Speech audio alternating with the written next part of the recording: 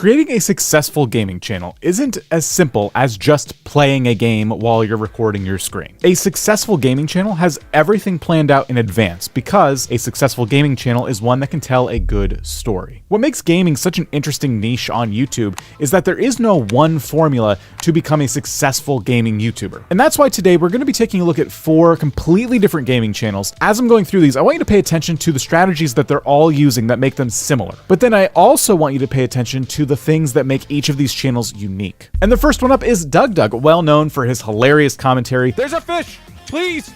Give me control and I'll shoot the fish! Creative challenges and overall just super engaging content. One of our top strategies for gaming channels has always been to play one game, but DougDoug's channel is all over the place in terms of genre. You have Zelda, Skyrim, Grand Theft Auto, City Skylines. In the case of DougDoug though, it's not really about what he's playing, but how he's playing it. If you watch DougDoug, you're gonna see that he adds unique constraints to the different games he plays. For example, in one video, he plays Skyrim, and the challenge here is that he can't actually use a controller or a keyboard and mouse to move. He has to only use voice commands to meet a certain goal.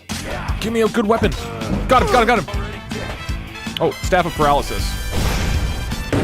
Another successful murder with no one the wiser. In another video, he's trying to play Grand Theft Auto without breaking any laws, but the game is basically in chaos mode, making it almost impossible to traverse the map, especially without bumping your car into anything. And while all of these challenges in the commentary is hilarious, there's more under the hood going on here that makes these videos reach 1 million views and beyond. And one of those things that's key to Doug's success is his ability to engage his community. You see, DougDoug primarily hosts his content on Twitch and then re-uploads the edited down versions of the videos onto YouTube. And so Twitch chat has become a regular recurring theme and character throughout Doug's videos. Not only does Doug use his Twitch chat for suggestions and fun voting polls that determine how things are going to go in the game, but DougDoug has another superpower, and that is his background in programming. Using not only his programming skills, but his massive community, he's able to combine these two things and create incredible content that's very hard to replicate. Essentially, Doug can mod the games that he's playing so that Twitch chat can actually take over the game. In just one example, Twitch chat is going to try to beat Super Mario Maker levels. Doug has programmed a mod that can actually listen to Twitch chat and all of its inputs for movement, which means that thousands of people all at the same time are trying to move Mario across the screen in order to reach the end goal of the game. Yeah, now go. All right. Yes, let's go, we got 3 lives. Bam. All right, under a minute. This is the run, everybody. Don't, shit, we're skipping. Okay, nobody move. Silence in the chat. This deep level of interaction between Doug and his viewers makes them feel like they're a part of the content. This strategy fosters a sense of community and loyalty from viewers, as well as an outlet for them to be creative themselves and even submit ideas for future challenges. Doug has created a media empire. He has several YouTube channels where he repurposes all types of content that he makes live on Twitch. The next channel we're going to look at, though, is not quite as big on building community, but they certainly have the repurposing content and media empire side of things that is similar to DougDoug. That next creator is Josh Strife Hayes, who focuses mostly on MMORPGs and retro games. Josh's fanbase appreciates his unique perspective and approach to creating content. In my own opinion, Josh's superpower is his incredible writing ability. One of his most popular series is called Worst MMO Ever, where basically he takes an older MMO, he plays it for a while, and then he creates a pretty long video essay on the entire experience.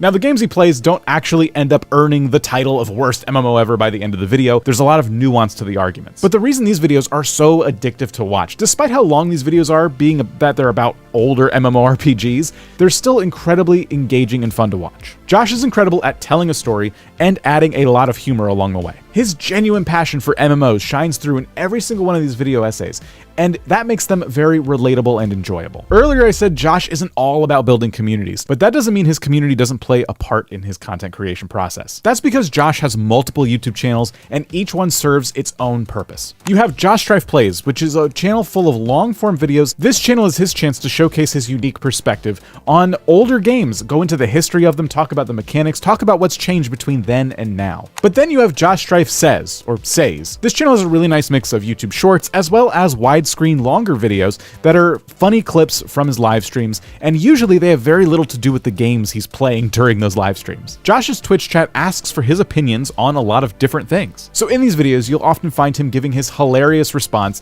to some random question that a viewer had. Repurposing content content is a huge growth strategy for a lot of channels, especially in gaming. So hats off to Josh here for being so successful at it. The next channel we're going to look at is also an insane storyteller. So good. But they impressed us for a completely different reason. With just over 5 million subscribers, we're now looking at Let's Game It Out. This creator, also named Josh, posts about once a month. You'll notice on Let's Game It Out, there are a lot of different games. This might look like a list of a lot of random games, but I promise you there is a theme here because Josh tends to stick to simulation games. I'm talking games where you create theme parks, cook in restaurants, or survive on a raft. The unique thing about Josh of Let's Game It Out, though, is that he refuses to play games as they were intended. In general, Josh's goal in seemingly every video is to destroy this game beyond recognition. Instead of creating a warm, welcoming, fun family theme park, Josh creates a theme park of perpetual torment. Or if that's not your thing, you could check out the unethical zoo where nobody is safe. Another interesting thing about this channel is the business mindset and strategies behind it. We all want to get 1,000 subscribers, 4,000 hours of watch time, and apply for AdSense on YouTube so we can start monetizing our content through ads, right? Well, Josh takes us a step further because he also has his own merchandise. Not to mention that most of his uploads these days feature a sponsored segment. I recommend studying Josh if one of your ambitions is to become somebody who has brand deals on their channel in the future, because Josh does a great job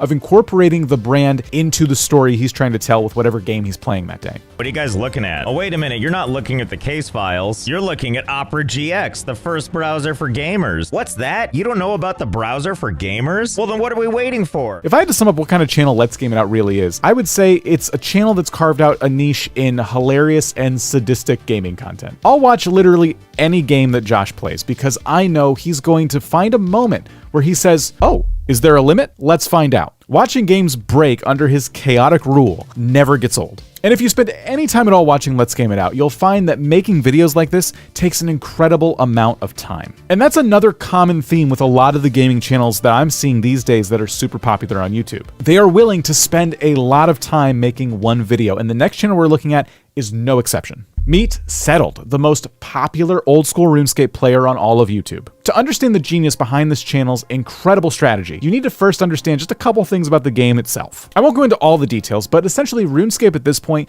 is an MMORPG that's over 20 years old. Achieving goals in this game has always taken an incredible amount of time, and I'm talking hundreds of hours to achieve some of the most coveted items in the game. And that's for a regular player. Settled takes this a step further by putting self-made restrictions on top of an already incredibly grindy experience. His latest series requires him to earn a certain amount of XP before he's allowed to essentially walk. He can only walk on tiles that he's unlocked, and to unlock those tiles he needs to earn a certain amount of XP. This is McTile. A few months ago, I only had one tile to stand on, and every 1000 XP I gain, I get to unlock a new one. I can't use banks or trade other players, and I'm unlocking RuneScape one tile at a time. So why is that a genius YouTube strategy though? Well, Settled is working on an incredibly, famously time-consuming goal. And sure, you could start a channel where you work towards that goal yourself, but anyone can do that. Settled is always pushing the boundaries of this game because he knows that's going to get more views. At the same time, he's also encouraging people to try this game mode out for themselves, which has been really interesting to see and of course helps build community. The point I'm trying to make about Settled is that he's willing to put himself through a lot for the sake of making YouTube content. He's also mastered titles and thumbnails because if you're a player of RuneScape, you know exactly what this thumbnail is trying to communicate to you. These are the strategies that have made him literally the most subscribed to RuneScape channel on YouTube. These 4 channels have a lot in common. 3 of the channels we looked at don't stick to just one game, and that's a strategy we would often tell a lot of new creators to do. All 4 of these channels, though, are still making the same kind of videos over and over again, and continuing to cater to the same kind of audience with each upload. So all 4 of these channels have a lot of consistency, which keeps people coming back for more. Another thing you probably noticed about these channels is how they all leverage their communities in different ways. If you're paying attention, you know that these channels are not making videos for themselves. Not a single one just plays a game while they're capturing their screen. They all play this game for their communities. They play this game to bring value to a group of people. We tell channels all the time to stick to one game and grow by building an audience of people who like that game and want to see more of it. But honestly, starting with one game is just that. It's a start. It helps you narrow your focus of your channel down a little bit, but at the end of the day, you still need to find a strategy for your channel that works for you. That might mean that no matter what you play, you're not going to play it the right way. You're going to work to break this game, find glitches, maybe do speed runs. It might be that you play games where your audience can dictate what happens next. As a gaming channel, you should get to a point where it doesn't matter what you're playing on your channel. What matters is who you're playing that game for. Who is the specific viewer you want to make content for every single upload. Another thing I'm sure you noticed is that these creators are also good at repurposing their content. Making content in one place and then finding a way to make it something new and put it on YouTube is a very common strategy. It allows you as the creator to play into your strengths and be more flexible with how you actually produce this content. So maybe you can do a live stream where you just turn on the camera and play the game for fun, but a story may unfold as you're playing, and then you can take that live stream, download it to your computer, and edit a short form video that condenses all the storytelling elements that happen throughout your live stream into one video. Or maybe what you can do is spend your time playing a game for yourself off camera, but while taking some notes along the way. Those notes become a script. That script turns into a video essay that tells people all about this game that you love. We pick these specific channels because they're all fantastic examples of how you can run a modern gaming channel. I want to make it super clear, by the way, that the channels we looked at today are not the be-all end-all when it comes to what it takes to grow a gaming channel. And that's why we made this video here, because regardless of what kind of gaming content you make, everything in this video will help.